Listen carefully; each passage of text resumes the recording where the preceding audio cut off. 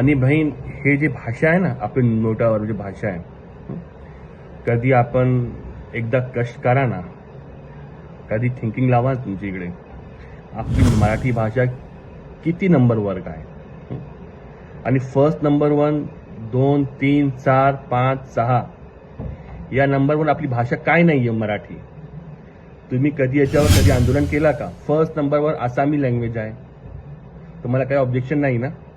हे नोटावर अरबिक काश्मीरी पण आहे.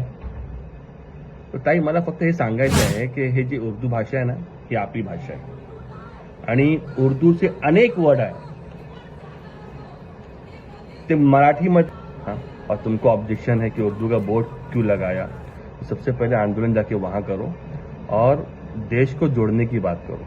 आपले जे छत्रपती शिवाजी महाराज होते, जे आपले दैवत होते, ते आपले महाराजांना 18 पकड जातीला एक केलं.